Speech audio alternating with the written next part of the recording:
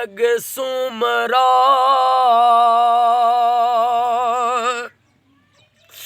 साईं लग सुमरा मुझो अर्ज सुने जे मरी वञो तो जे मुल्क ते तखती कफन दे जे उते लोड़ लटे जे जिते झूपा मुझे जागीरन जा या अल्लाह या रहमान या रहीम करीम रब ओ मौला साईं अज फ़कीर सचल साईं जो फ़कीर साईं फ़कीर अब्दुल्ला फ़कीर सुमरो साईं जे ईसाले सवाब ख़ातिर साईं जे मज़ार ते वेही असां लख सलवात सगोरी पढ़ी आ ओ मौला लख सलवात जे सदके साईं बाबा अब्दुल्ला सुमरो साईं के जन्नतुल फिरदौस में नबी सरदार जो पड़ोस पाड़ो कचहरी ग़ुलामी क़यामत ताईं अता फरमा अल्लाहु आमीन।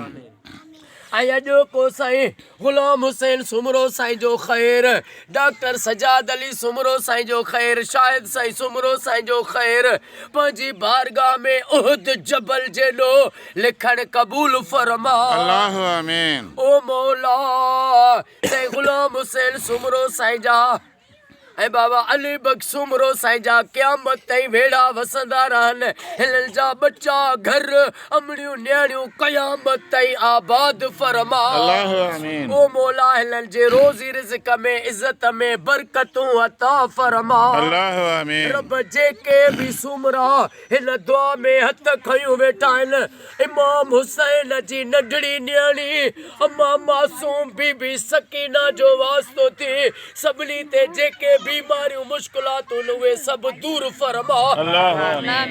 सभिनी के रोज़ीअ में ग़ैबी ऐं ज़ाहिरी गंज अता फरमा अल्लाहु आमीन। साईं ग़ुलाम हुसैन सुमरो साईं के डॉक्टर सजाद अली साईं के शाहिद साईं के रोज़गारनि में ग़ैबी ज़ाहिरी गंज अता फरमा अल्लाहु आमीन। ओ मौला अॼु असां जुमिले जेके भी दुआ में वेठा आहियूं अॼु असां सभिनी जो बेड़ो तार अल्लाहु आमीन। सभिनी जा बच्चा घर आबाद फरमा अल्लाहु आमीन। असांजे जमात जे निगरान साईं अरबाब अली मेतलो के साईं ग़ुलाम मोहम्मद सियाल साईं के क़यामत ताईं आबाद फरमा अल्लाहु आमीन। साईं ग़ुलाम रसूल मंगी साईं जा बच्चा घर आबाद फरमा अल्लाहु आमीन। अल्लाह जेके बीमार आहिनि उन्हनि खे शफ़ा अता फरमा अल्लाहु आमीन। बे औलादनि खे औलाद अता फरमा अल्लाहु आमीन। जेको ॾाढे आमीन चवे उनखे हिन साल मदीने घुरा अल्लाहु आमीन।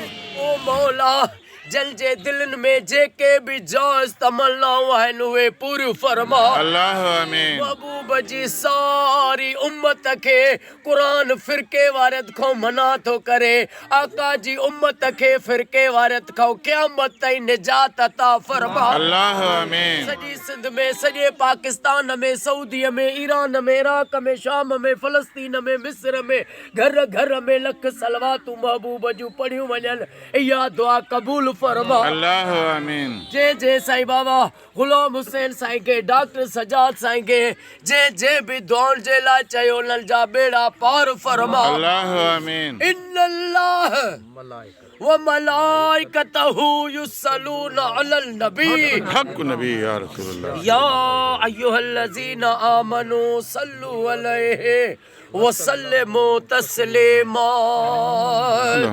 अल्लाहुम्मा सल्लि अला मुहम्मद व आले मुहम्मद ला इलाहा इल्लल्लाह मुहम्मदुर रसूलुल्लाह नारे हैदरी।